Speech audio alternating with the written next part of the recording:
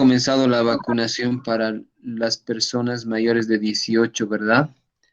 ¿Alguno de ustedes ya ha sido vacunado? A mi doctor. Sí, doctor. Sí, doctor. Varios. Sí, doctor. Sí, doctor. Sí, doctor. Sí, sí. Súper, me alegra, chicos. Todos tenemos que vacunarnos.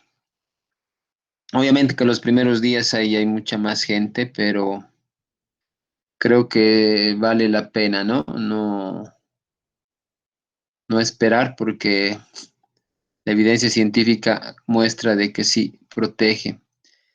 Eso para empezar y luego, bueno chicos, hoy vamos a hablar de un tema que es la investigación de brotes, ¿no?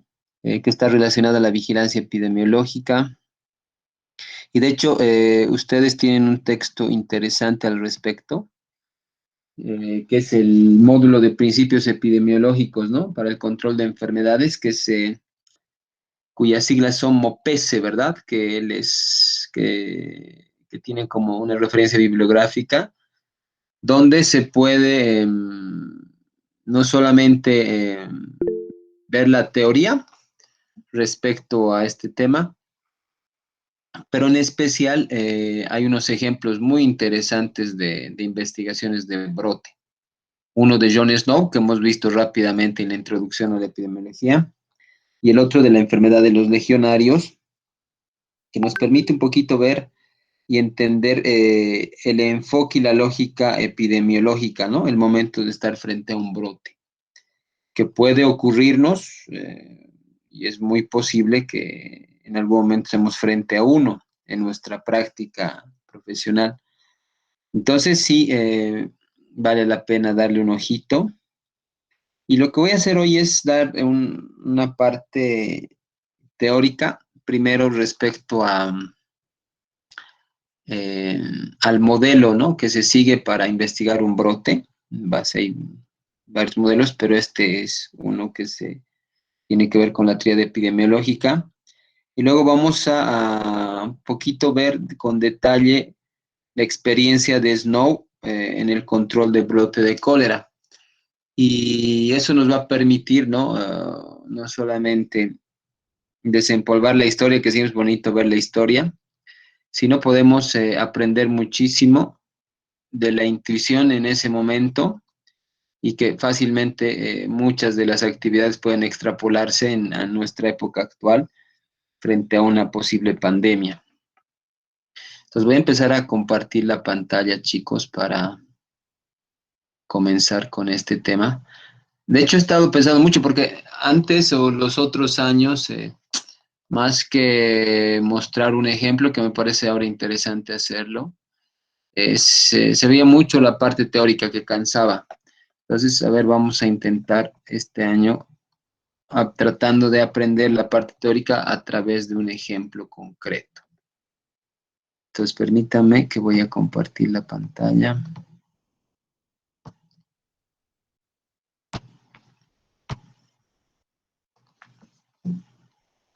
Ok, chicos, confírmeme si ven mi pantalla, por favor, compartida. Sí se ve, doctor. Sí, sí, doctor. Súper. Entonces vamos a comenzar. Entonces, chicos, las investigaciones de brotes epidémicos, ¿no? Que de hecho tienen en cuenta toda la metodología de investigación científica epidemiológica de los múltiples estudios que hemos empezado a ver, ¿verdad? En ese capítulo, los descriptivos, los analíticos, aquellos que eran más observacionales, otros más experimentales, tienen estas investigaciones de brote, tienen inherentes esta metodología, pero tienen la particularidad que se realizan en corto tiempo. Nosotros no podemos darnos el lujo de pasar mucho tiempo investigando un brote porque muchas veces las consecuencias pueden ser nefastas, ¿verdad? Gravísimas. Entonces tenemos que actuar en corto tiempo. Y básicamente la investigación de brote es un tipo de investigación científica, adaptando la metodología, ¿no? de otros estudios, pero en tiempo récord. Y para hacer una investigación de un brote, para encarar una investigación de brote, que también se llama investigación de campo, es importante situarse en un modelo, ¿no? Que es la tríada epidemiológica. Ya les decía, hay otros más, pero este es muy útil y muy simple de entender, donde nosotros nos basamos en 3 variables, ¿no? Para poder investigar el brote. Y estas variables son tiempo, lugar y persona, ¿verdad? Entonces aquí digo que los principios para el estudio de la distribución de los brotes, ¿no? Se refieren al uso de 3 variables clásicas, que ya las vamos a ver en el ejemplo con Snow, que ya las usó y las usó muy bien, que son tiempo, lugar y persona, que responden a las preguntas cuándo, dónde y en quiénes. Cuando respondamos estas preguntas, seguramente habremos ya investigado el brote. Ahora, chicos, no se sorprendan si en estas diapositivas ven textos poco ampulosos, como yo critico, ¿no? Conceptos completos, pero es precisamente para que les sirva como una base para el estudio, no tanto como una exposición clásica. Entonces, cuando hablamos de variable tiempo, debemos decir lo siguiente, que especialmente las enfermedades infecciosas suelen ser agudas, ¿no? Y que son las causantes de estos brotes, o algunas como la influenza, ¿no? Que tienen un comportamiento estacional. Y la variable tiempo, ¿no? El entender la variable tiempo nos puede permitir anticiparnos a su ocurrencia y adoptar medidas. Una de ellas, con el ejemplo de la influenza, es precisamente la vacunación. Si ustedes se dan cuenta, la vacunación contra la influenza ocurre precisamente los meses previos a la aparición de casos, ¿no? Y esta posibilidad de anticiparnos, precisamente la tenemos gracias a haber hecho un análisis temporal de la presentación de esta enfermedad, ¿no? Que hemos visto que es estacionaria. Además, no solo eso, sino que podemos nosotros prever las cepas que van a circular o pueden circular. Es por eso que la vacunación contra la influenza es anual, porque no son las mismas cepas las que están, ¿no? Las que predominan en el medio en todos los años. Y yo me imagino que lo mismo va a ocurrir con la vacuna contra la COVID-19. Yo creo, me parece que va a convertirse, ¿no? O va a tomar como ejemplo la vacunación contra la influenza, de modo que vamos a ser capaces de anticiparnos a las variantes, ¿no? Que puedan circular. Por lo tanto, vamos a tener que hacer una vacunación respecto a las variantes que puedan afectar en ese momento, en esa gestión. La variable tiempo también nos permite la identificación de los eventos que ocurren antes y después de un incremento en la tasa de enfermedad y por lo tanto nos permite identificar factores de riesgo, ¿sí? Es decir, si nosotros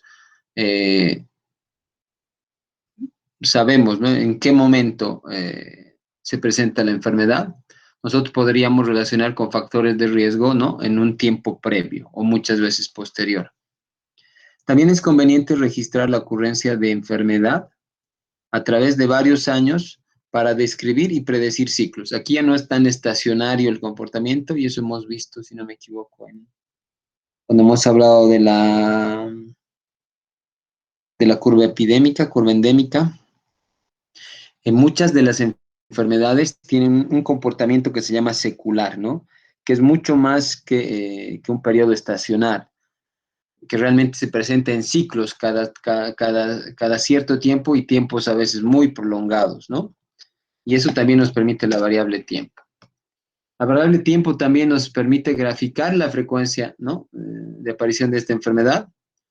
Y ya hemos visto que es una herramienta importantísima cuando hacemos vigilancia epidemiológica. Además, la variable tiempo es relevante no solo para el análisis del brote, sino además para el análisis de las acciones que llevamos a cabo para controlar el brote. Por lo tanto, y eso tiene que ver con el concepto de la epidemiología, ¿se acuerdan? Que no solamente es el estudio de la distribución de las enfermedades, pero sino además estudia, ¿no? Cómo se controlan estas enfermedades, cómo se toman las decisiones. Entonces, la variable tiempo nos permite precisamente eso, ¿no? Determinar eh, los efectos de la intervención, porque temporalmente nosotros podríamos generar una intervención y analizarla tiempo después para ver su efectividad o no. Y para eso el análisis numérico y gráfico es importante cuando hablamos de variable tiempo y ya lo decía, ¿no? Antes y después de una intervención.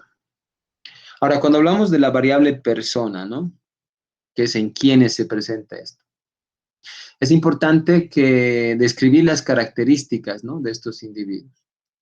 Y las características más frecuentes, y esto va, chicos, ustedes tienen un ejercicio relacionado a este tema, que retoma un poco todo lo que yo estoy diciendo en la parte teórica, ¿no? Estas características tienen que ver con la edad, especialmente el género, en nuestro contexto el estado nutricional, los hábitos y conductas, las condiciones sociales, y esas variables inherentes a las personas nos permiten identificar la distribución de las enfermedades en estos posibles grupos que tienen diferentes factores de riesgo.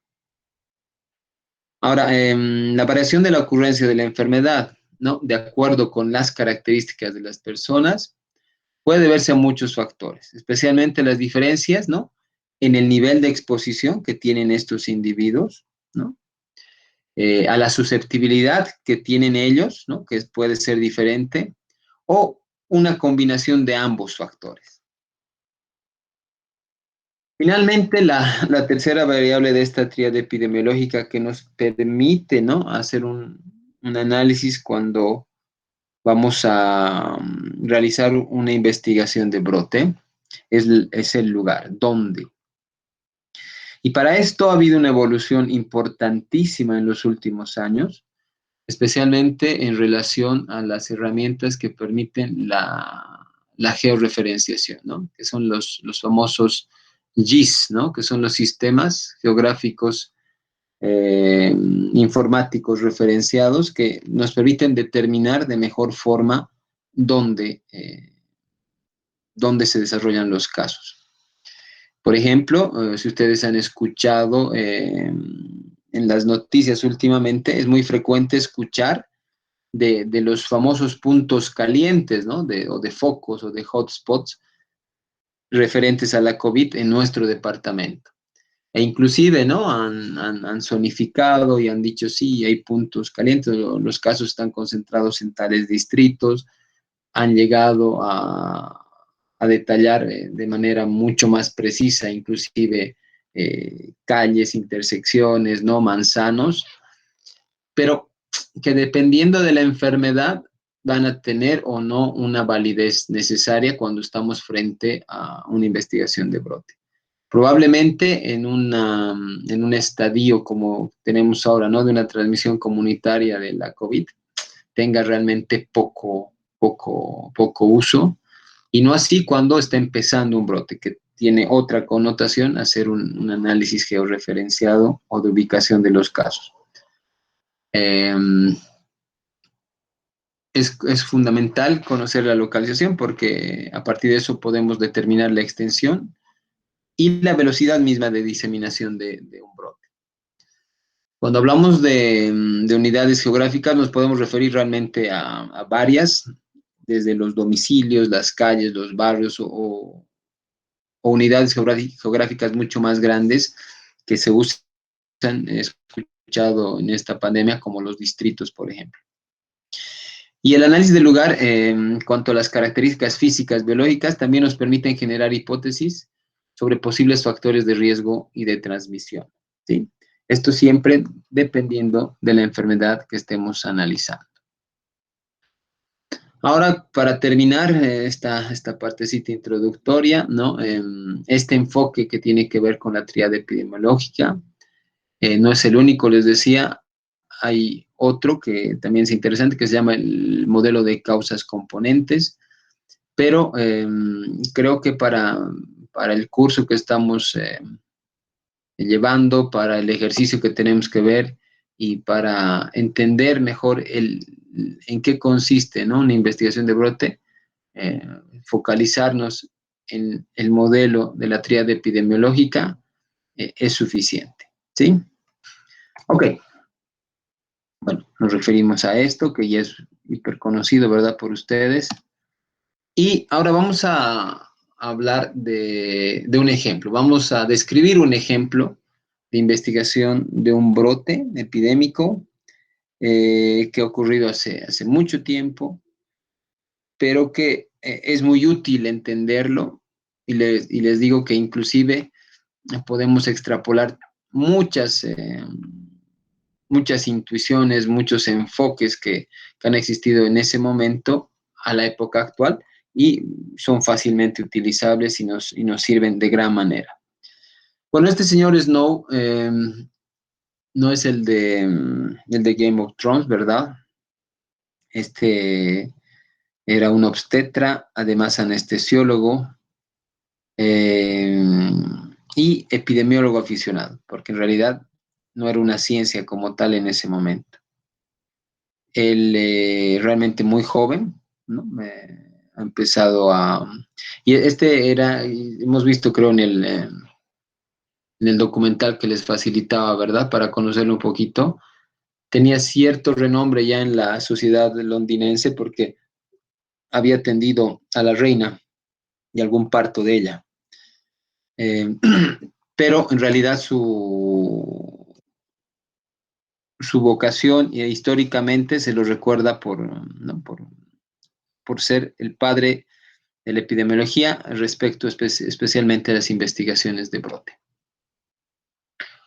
Ahora, hay que recordar, chicos, y para detalles pueden referirse al texto que tienen, ¿no?, y al que le he hecho mención, el del MOPESE. Esta epidemia de cólera, en la cual interviene Snow, ¿no?, que está relacionada a una famosa bomba de agua en una calle también que es célebre allá, que es la de Broad Street, fue el brote más terrible, ¿no?, que ocurrió en el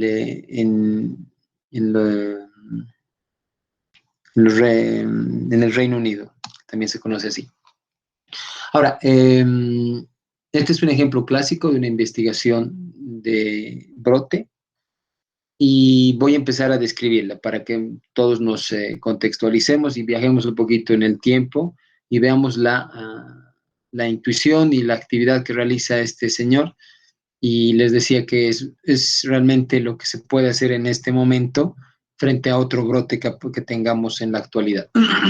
Entonces, en un radio más o menos de 200 yardas, que equivale, ¿no?, una yarda es un poquito menos de un metro, para que tengan idea, ¿no?, en ese radio de la zona geográfica de la que estamos hablando, a partir, ¿no?, de una intersección, de una encrucijada entre dos calles, la Broad Street y la Cambridge, aparecieron, ¿no?, más de 500 casos fatales, muertes, ¿no?, en solo 10 días.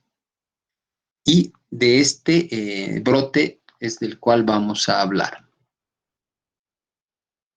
De hecho, se dice que la mortalidad hubiera sido mucho mayor a estos 500 casos, ¿no?, en este corto tiempo, en este pequeño espacio de 250 metros, ¿no?, a la redonda.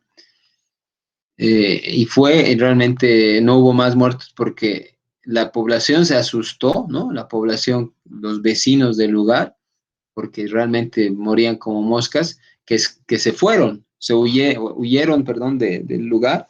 Por lo tanto, dejaron de exponerse al riesgo, y eso evitó que el tema fuera aún mayor. Ahora, este señor Snow, que era muy perspicaz, viendo esta situación, se le ocurrió solicitar una lista, ¿no?, en la oficina de registro civil, para analizar las muertes por cólera, porque se sabía que era una enfermedad, le pusieron el nombre de cólera. En la época no se conocía aún el agente causal, pero sí era muy temida porque causaba una alta mortalidad. Entonces, para la semana que finalizó el 2 de septiembre, porque esto pasó en 1854, él ya había hecho un análisis de esta lista de las personas que habían fallecido a causa del cólera. Y miren,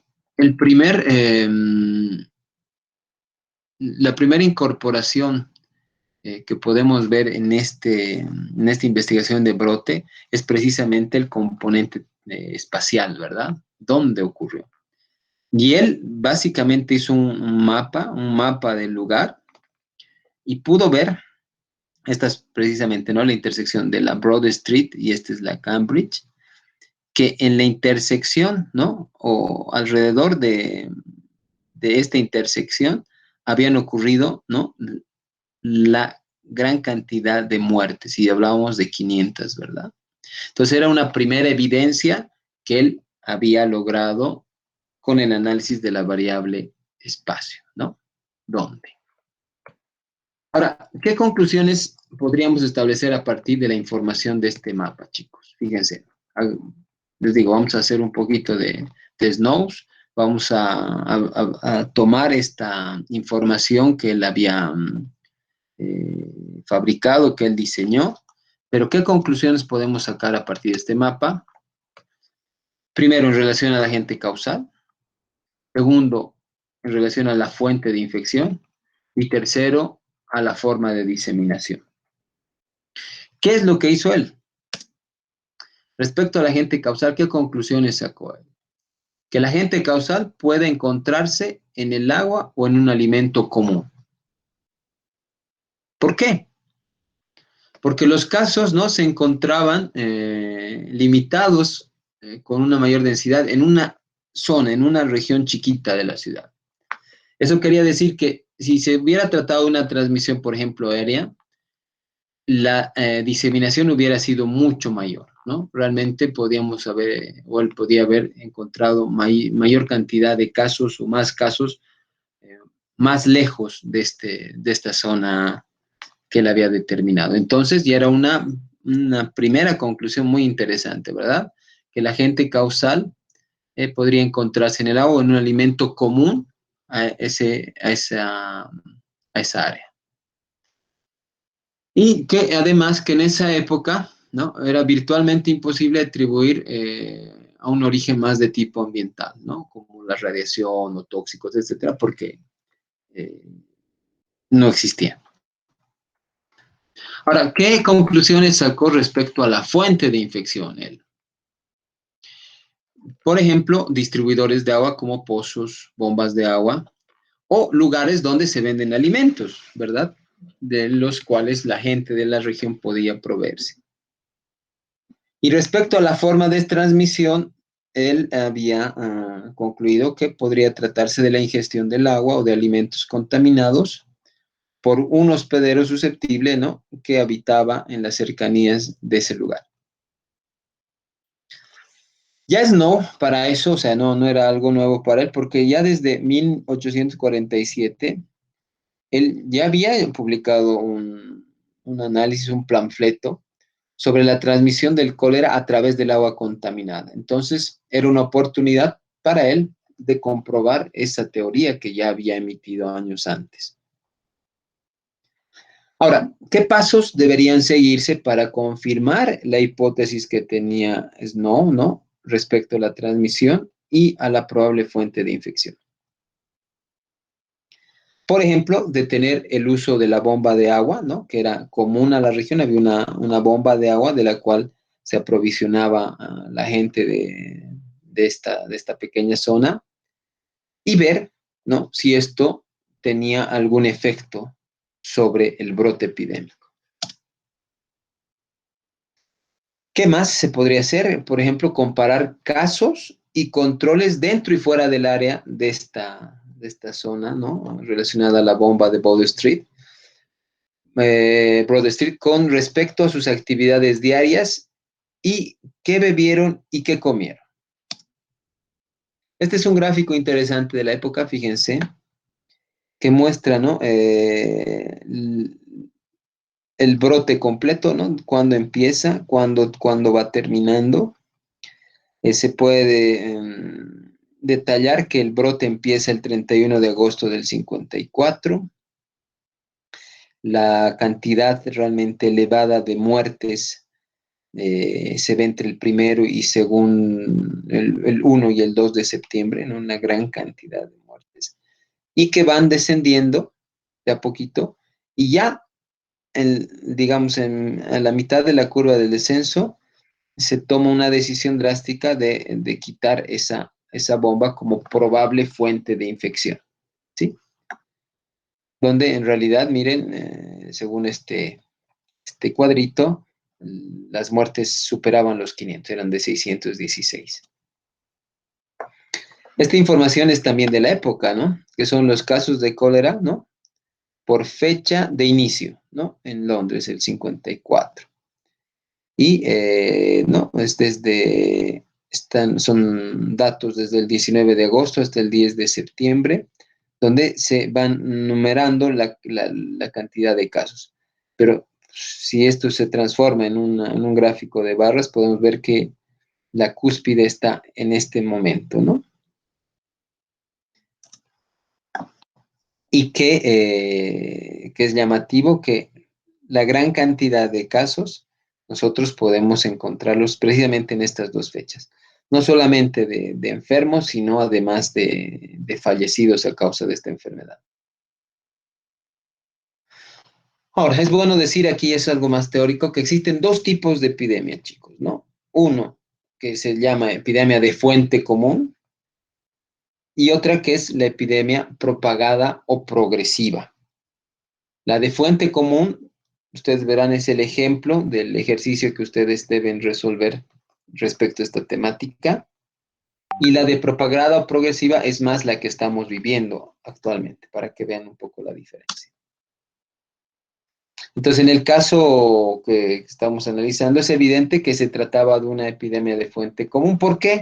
Porque se caracteriza por ser de rápida escalada, ¿no? El número de casos, tiene un periodo de incubación muy pequeño, ¿no? Y eso permite que los casos se acumulen rápidamente. Entonces, estamos frente a ese tipo de epidemia de fuente común.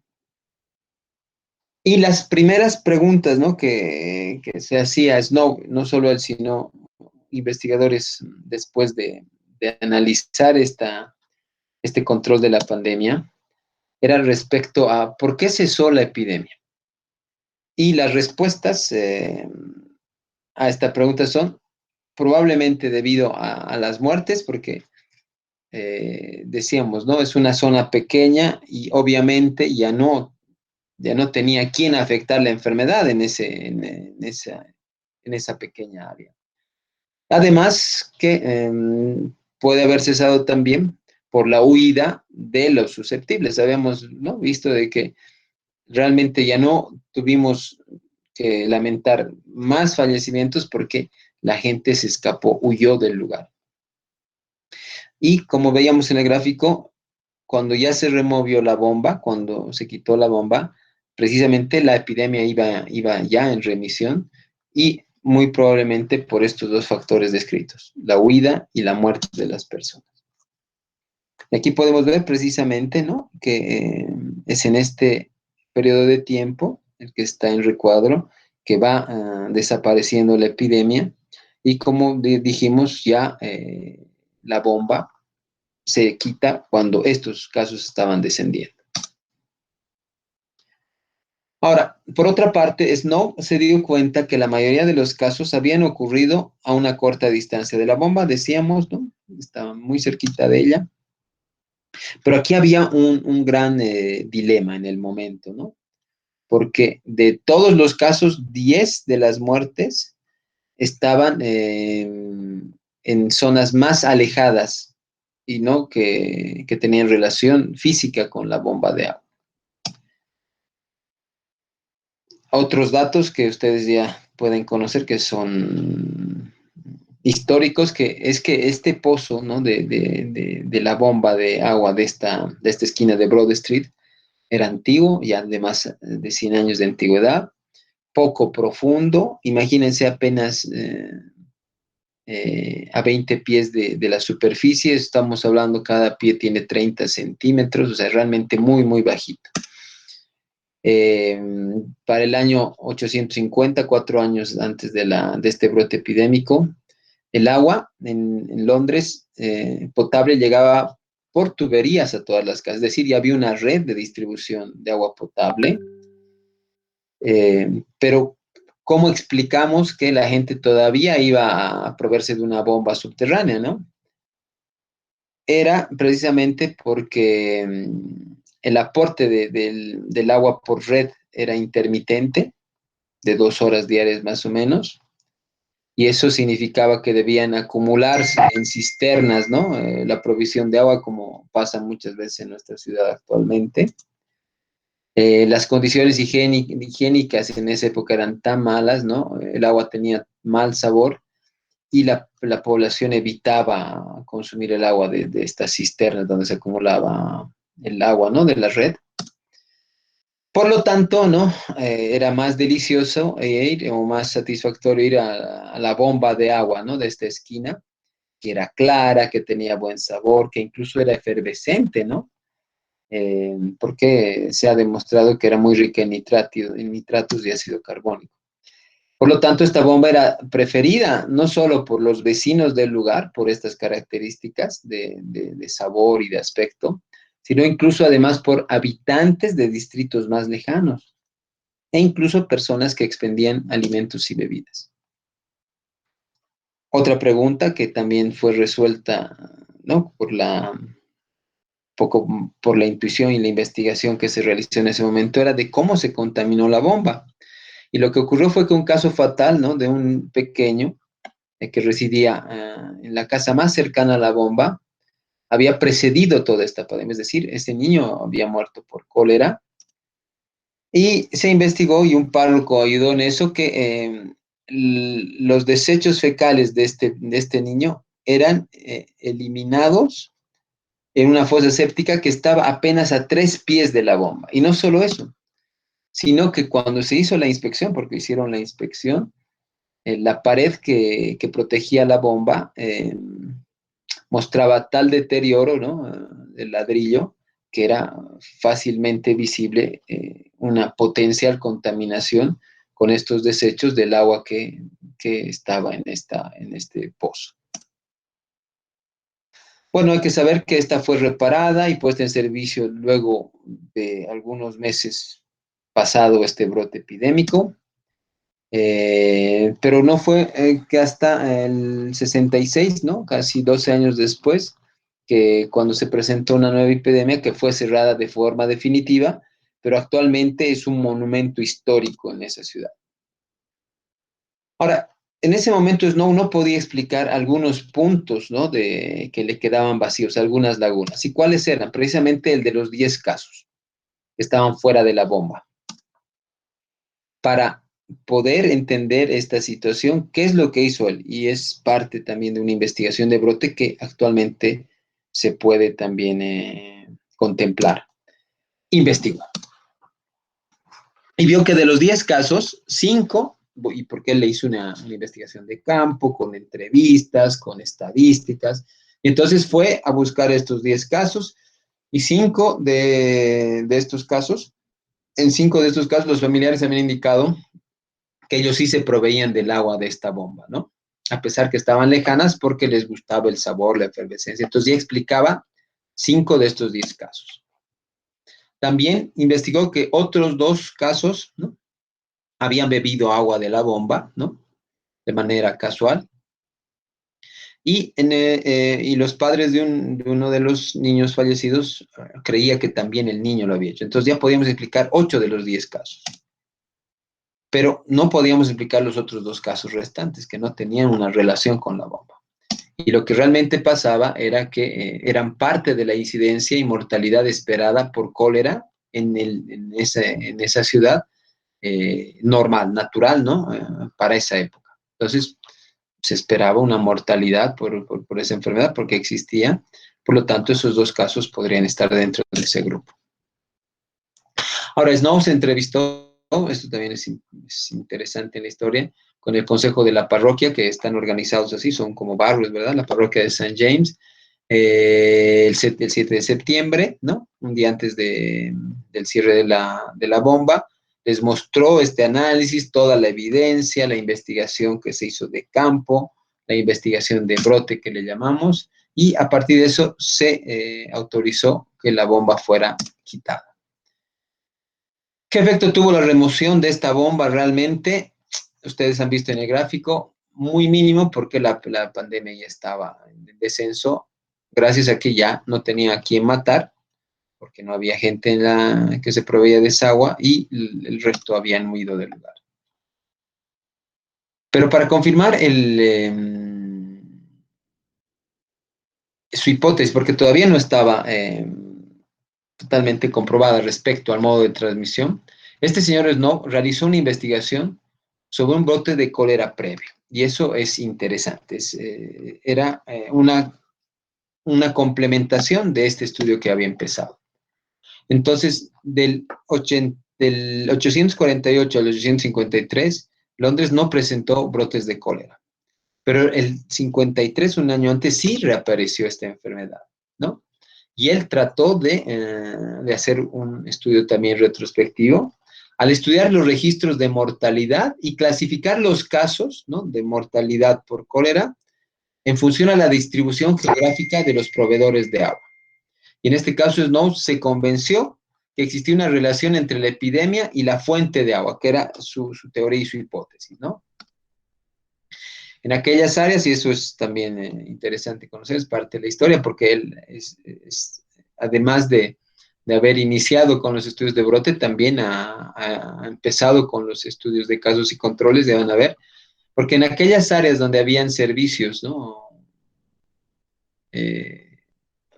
En realidad, Londres recibía provisión de agua potable a través de empresas, ¿no? Y donde había mortalidad, se vio que estas personas recibían el servicio de agua potable de dos compañías, la Lambeth y la Southwark. El problema es que las tuberías de agua distribuían de manera aleatoria a las casas y a las poblaciones, y era difícil saber, ¿no?, por referencia simplemente de los dueños, de qué proveedor recibían el agua para que pueda facilitarse el estudio y ver si había relación entre las muertes y el proveedor de agua potable. Y peor todavía cuando no había una referencia real, no solamente de los propietarios, sino de los inquilinos que no sabían de dónde venía el agua. ¿Y qué hacer para determinar, ¿no?, de dónde se proveían estas personas el agua, de cuál de las dos empresas, para ver la relación entre una posible causa y un efecto? Bueno, antes de eso,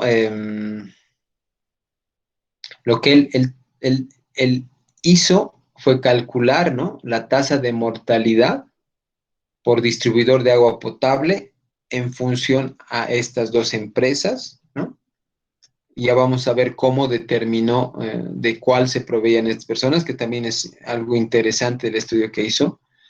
Y ya cuando pudo determinar de dónde se proveían el agua estas personas, él pudo determinar que aquellas personas, 315 personas que habían fallecido por cólera, habían recibido agua de esta empresa Southwark, y solo 37 de la Lambert.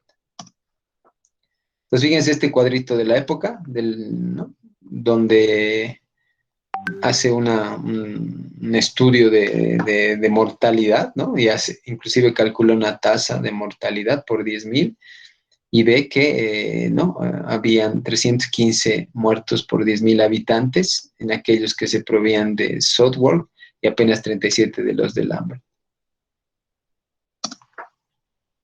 Aquí también traigo un poquito, ¿no?, algunos documentos de la época que han permitido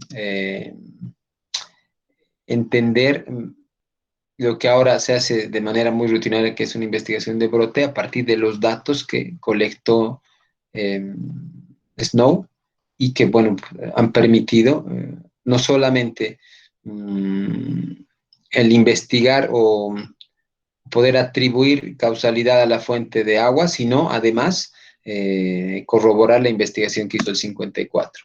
Ahora, ¿cómo interpretar la información esta que acabamos de ver de Snow, ¿no? Primero, que la transmisión de la enfermedad es a través de agua, ¿no? y era o su hipótesis la que manejaba siempre, y que había algo distinto entre las dos compañías, porque una mostraba, ¿no?, que tenía una mayor relación con las muertes de cólera que la otra. ¿Y qué información tenía que investigar él de manera adicional? ¿De dónde obtenían el agua estas empresas? Y bueno, eso ya es conocido y vamos a ver ahorita también un gráfico. No solamente de dónde obtenían el agua las compañías, sino también de dónde obtenían agua los controles que él había estudiado. Porque las personas, ¿por qué las personas que utilizan el agua supuestamente no contaminada también se enfermaron? Era una pregunta que él se había generado como hipótesis en el momento que estudiaba. Y vio que esta epidemia constituye un experimento natural a gran escala, y ya les decía, es uno de los primeros estudios de casos y controles que él había realizado. Para esto, no menos de 300.000 personas de ambos géneros, de todas las edades, ocupaciones y rangos sociales, fueron divididos de manera aleatoria. Él hizo eso para corroborar su hipótesis, ¿no?, respecto a la fuente. Entonces tomó alrededor de 300.000 personas, a las cuales las había distribuido de manera, ¿no?, aleatoria, imagínense, ya con esos conceptos de aleatorización, en dos grupos. Uno de los grupos, ¿no?, recibía agua supuestamente contaminada y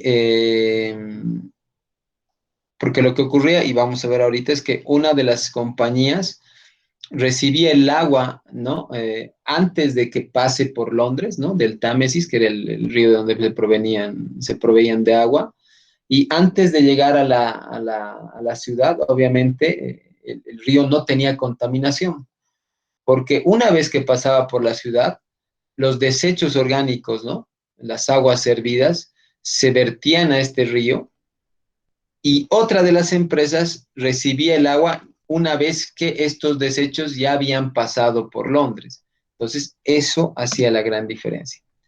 Y el otro grupo decía recibía agua libre de dicha contaminación porque la recibía antes de que esta agua ingrese o sea contaminada por los desechos de Londres. Ahora, para poder determinar exactamente qué tipo de agua tomaban los casos y los controles en forma individual, era necesario constatar quién era el proveedor, y aquí hizo algo interesante que quiero también compartir rápidamente, porque era, ya les explicaba, ¿no?, que era muy complicado tener la información a partir de las personas de dónde ellos se proveían de agua. Y por lo tanto, él hizo un ejercicio interesante, y hasta ahora sigue siendo un misterio, porque Snow descubrió, ¿no?, que podía distinguir de manera visual, ¿no?, física, la diferencia del agua que proveían cada una de las compañías. Y para esto hizo un procedimiento químico, era un tipo especial, ¿no?, era fuera de lo común, que permitía, ¿no?, ver la cantidad y la concentración de ciertas sustancias químicas que tenían que ver con los desechos orgánicos, pero que él podía determinar de manera visual, y por lo tanto le fue sencillo determinar qué personas se proveían de agua de la empresa que estaba contaminada versus de la empresa que no estaba contaminada. Les voy a hacer el cuento corto para que ya no nos aburramos, porque la historia es interesante hasta cierto punto, pero luego ya aburre. Y ahora sí les decía, ¿no? Snow notó que el simple aspecto microscópico del agua, al agregar esta sustancia, ¿no?,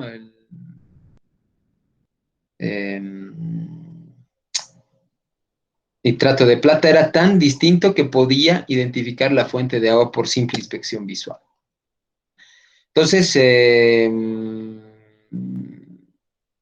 eso le permitió enumerar cuáles recibían agua contaminada y cuáles no, y pudo calcular inclusive que aquellas personas que recibían agua de esta empresa Southwark eran 8 o 9 veces los decesos por cólera mayores a los de la otra empresa, que era Lambeth.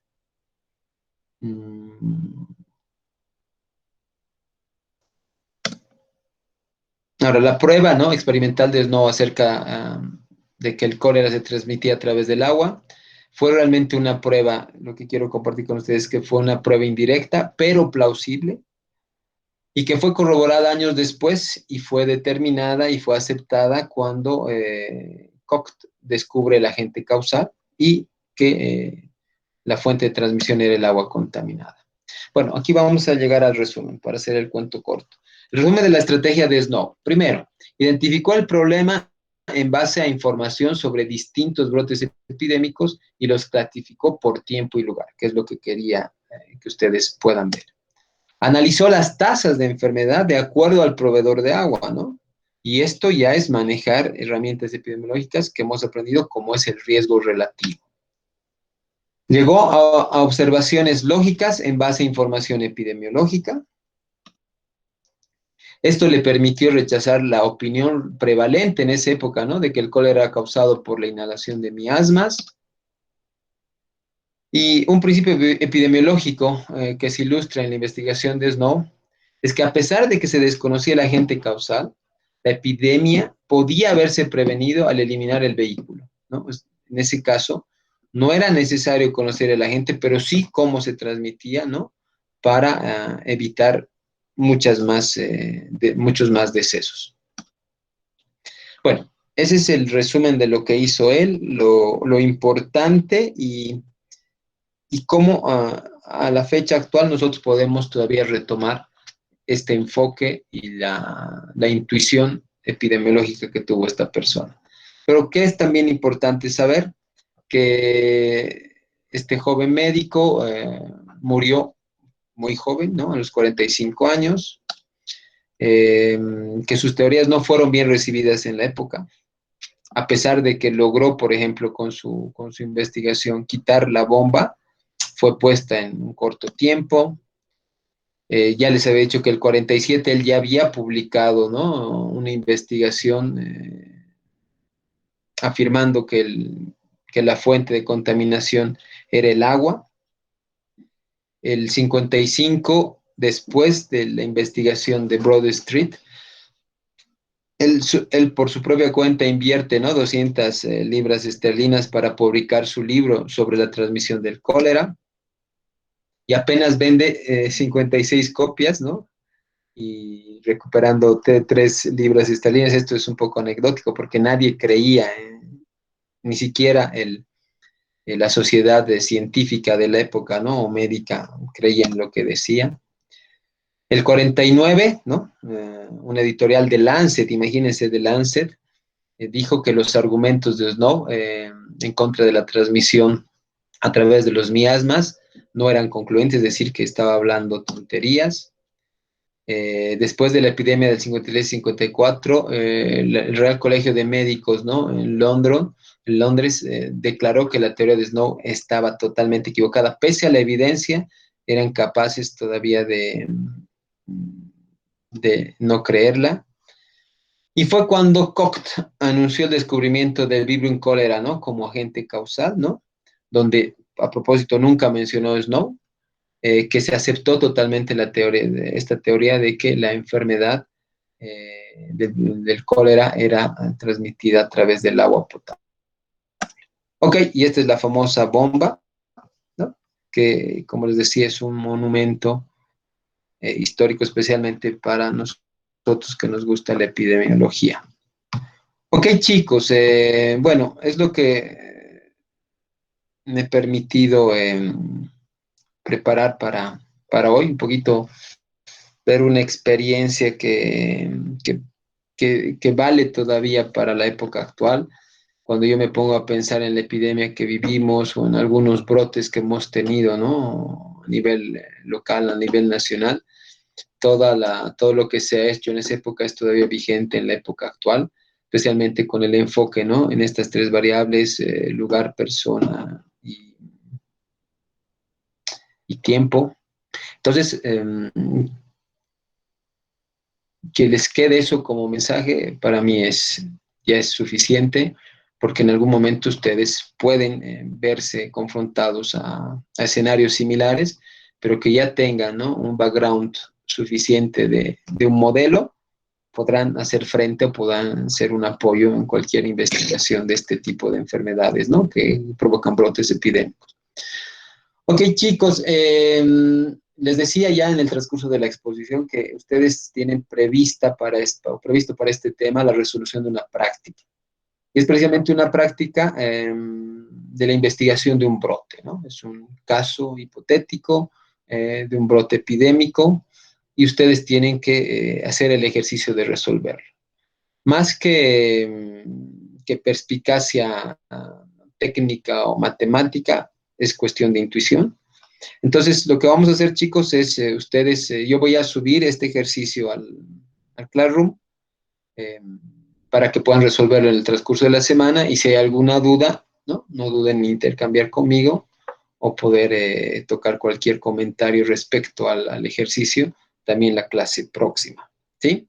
Entonces, chicos, la clase termina con eso. Si ustedes tienen algún comentario, alguna duda respecto a lo visto, adelante, por favor. Doctor, buenas noches. Tuve problemas para conectarme a la clase, pero no me llamó Liz. Liz, ¿en qué grupo estás? ¿2 o E? Eh, Doctor, también mi situación es la misma, doctor. Ok, dame